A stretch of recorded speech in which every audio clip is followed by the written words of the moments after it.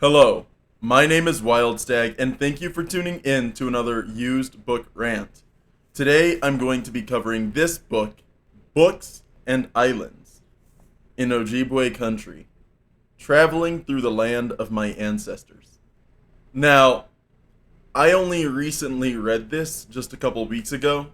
I am usually not going to talk about books that I've only read very recently. Hopefully, not until I kind of go through my entire library. But I'm bringing this book up now for a couple reasons. I borrowed this from my girlfriend, and she's going to be getting it back tomorrow. And we're doing like exchanging books at this point. But also just because it was really interesting and I really wanted to talk about it because it resonated with me in a way that A Zuni Life did, and several other books in my library have. A couple things about this book. My girlfriend got it used. There's a sticker on the back that looks like this. It says, "Rental book returned to your store by the date on your receipt." She read this in a Native American literature course. So, very cool kind of book for that kind of curriculum, I'm sure. Louise Erdrich is a Ojibwe poet and author. This book was copyrighted in 2003, but this edition is from 2014 with some commentary in the back updating the reader on what her life looks like now in 2014 compared to then in 2003. It's been another decade since. I don't know if she has any newer updates, but it might be interesting to see. The cover illustration is by Asia Erdrich, the daughter of the author. So I don't know if this copy was written in by my girlfriend or by someone before her, but this is one of those books with notes in the margins. So there's a couple pages in chapter 3, specifically in the rock paintings chapter, that have underlines under them or notes in the margins. So a really cool find, to be honest. This book is about the author's life with her youngest daughter. Her youngest daughter was born when she was 45 or around that age. She is an older mother with a very young child, and that's rare. Usually women don't have kids after 40, and so this child needs a lot of attention and a lot of energy that the mother may not necessarily have. But this book, Louise makes it clear that she does have that energy and she is attentive to that child's needs. She's also doing her best to raise her child in a very culturally traditional way, which has its difficulties. In the section titled Islands, she talks about her siblings and her relationship with them. She discusses how her husband died, but her brothers stepped up to help take care of her, and then also were able to relate in a very guy-ish way with her lover, who is the father of her child. They took off work to come and stay with me to answer the telephone and guard my children. They also made sure I didn't stay in bed all day or chew the woodwork. They helped the household keep on functioning. They kept my world partly normal. They are tall and sturdy and they make me feel safe. Now, as we sit in Perkins eating deep-fried foods and dressing drenched salads, I am again comforted by their solid presence. We don't have to be analytical, we don't have to be literary, we don't have to talk about anything at all, really. It is enough to be together to enjoy the continuity and the weird Erdrich history. In section 3, titled Rock Paintings, she discusses a very reverent attitude towards her cultural connection to these historic writings by the people that became the Ojibwe. And I think the way she words it is that they were Ojibwe, and that's very likely, but generally speaking, cultures change over thousands of years, and if these paintings are as old as she says they are, almost 4,000 years old or more, it is likely that the people that made that were the ancestors of the Ojibwe, but not necessarily Ojibwe themselves. Languages change, cultures change, traditions change as agriculture moves through an area, as technologies change, as interactions with other tribes change. But these rock paintings are part of their local history. And she says, there is no completely accurate way to date rock paintings. Some are hundreds of years old, others thousands of years. The Anishinaabe have been in Lake of the Woods forever, according to Tobasonakwut, since at least 2,000 years before the birth of Christ, according to archaeologists. One thing certain is that the paintings were made by the ancestors of the present-day Anishinaabe, for the ancient symbols on the rocks are as familiar and recognizable to Tobasonakwut as are, say, highway and airport and deer crossing signs to contemporary Americans. Of course, the rock paintings are not just pointer signs. They hold far more significance, and this part is underlined in this copy. They refer to a spiritual geography and are meant to provide teaching and dream guides to generations of Anishinaabe. In this book, she provides a picture of what a wild rice spirit looks like in rock painting form, and I'll show that right now because it is relevant to a couple of the next few passages. The book continues, this is a feminine-looking drawing. The language of the wild rice harvest is intensely erotic and often comically sexualized. If the stalk is floppy, it is a poor erection. Half hard, full, hairy, the metaphors go on and on. Everything is sexual. The way of the world is to be sexual, and it is good, although often ridiculous. The great teacher of the Anishinaabe, whose intellectual prints are also on this rock, was a being called Nanabosho, or Winabojo. He was wise, he was clever, he was a sexual idiot, a glutton, full of miscalculations and bravado.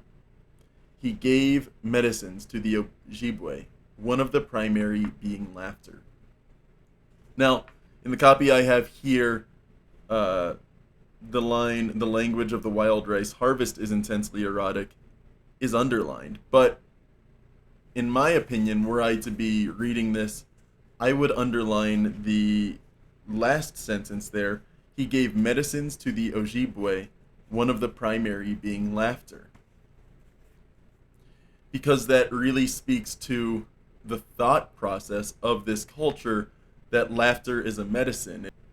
And then, continuing on about the painting, she says, in the work of some contemporary Ojibwe artists, Joe Geshick, Blake Debasige, and of course Norval Morrisseau, the line is still used to signify spiritual interaction. Contemporary native art is not just influenced by the conventions invented by the rock painters, it is a continuation, evidence of the vitality of Ojibwe art. She also spends some time, because the rock paintings are writing to her and her people, she spends some time talking about religion. I mean, not religion, language, and how the meaning of those words interact with the modern Ojibwe language. I went to a cafe where people around me spoke Ojibwe Moin and stood in line at a bank surrounded by Ojibwe speakers. I was hooked and had to know more. I wanted to get the jokes, to understand the prayers and the Adizu Kanag, the sacred stories, and most of all, Ojibwe irony. As most speakers are now bilingual, the language is spiked with puns on both English and Ojibwe mowing, most playing on the oddness of Gichi Mukoman, that is, big knife or American habits and behavior. And so she spends some time listening to tapes that are recorded in that language and learning the language as best she can through conversations with this tape recording. She says Ojibwe Moan is, in fact, one of the most difficult languages to learn. The great hurdle to learning resides in the manifold use of verbs, a stammer-inducing complex. It is a language of action which makes sense to her. The Ojibwe have never been all that materialistic. And from the beginning, they were always on the move. How many things, nouns, could anyone carry around? It is a language of human relationships. 2/3 of the words are verbs. And for each verb, there are countless forms.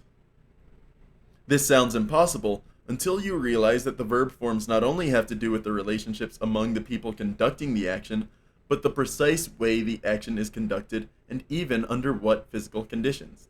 There is a verb for the way a raven opens and shuts its claws in the cold, and a verb for what would happen if a man fell off a motorcycle with a pipe in his mouth and drove the stem of it through the back of his head. There can be a verb for anything. And then she goes on to talk about some examples of the language and her lover's relationship with the language, since he is a native speaker of it. Ojibwe Moan is his first language and English his second. And because he is a medicine man, because he is spiritually important in his community, he prefers to speak Ojibwe Moan whenever he can, English only as necessary. She says that with nouns there are few of them and no designations of gender, no masculine or feminine, possessives or articles. They are designated as animate or inanimate, though what is alive and dead doesn't correspond at all to what an English speaker might imagine. The word for stone is animate, since the pre-existence of the world according to Ojibwe religion consisted of a conversation between stones. In other words, animate. And so it continues like that for a bit. And then it says, and this is one of my favorite lines in this book, as the words are everything around us and all that we are, learning Ojibwe Moan is a lifetime pursuit that might be described as living a religion. And it continues from there. The author is very personal but expressive. She is a poet, which means she is very good at using metaphor and expression in a almost lyrical sense. She is fascinated with words and their meanings and how to use them to multiple effects. And that's something I think a lot of the authors in my shelves that are poets tend to do, more so than authors that are primarily writers of literature. In the afterword, she discusses some things that I honestly didn't expect to see in this book. For example, the daughter in this book that is focused on the 3-year-old daughter, she has a dog named Ryoga, which is her favorite character from Ranma 1/2. I didn't expect to see an anime reference in a book very heavily obsessed with Native American culture and specifically Ojibwe culture, but you know, it happens, and that's pretty funny to me. They talk about how of her daughters, one of her older daughters is now the Ojibwe language leader in the family, who uses her time during the school year and during breaks to teach in a workshop one weekend every month. So there's that, and then there's a lot of other continuations in the afterword that explain what has happened in her life since writing this book originally, which is what I like to see in an afterword. This is a very interesting story, one woman's life story, but not her whole life, just a very specific snippet of her life. It's only 127 pages long, including the afterword, and 118 pages if you have a copy without that afterword. So I would recommend checking this out. It's a quick read. It was really fun to read. I really like hearing about Native American culture and a first-hand account of those cultures. And if that's what you're looking for, this is a good example. This, like A Zuni Life, is a first-hand account of Native American culture. If you want to read a book by a Native author, check this one out. Louise Erdrich is the author. She is also a poet, and you might find other books of hers or compilations of her poems. So I didn't pay anything for this. I'm borrowing it from my girlfriend. As I said, I don't know how much she paid for it, but I think if you were to find this, it would be worth picking up. My name is Wildstag, and thank you for tuning in to another used book rant.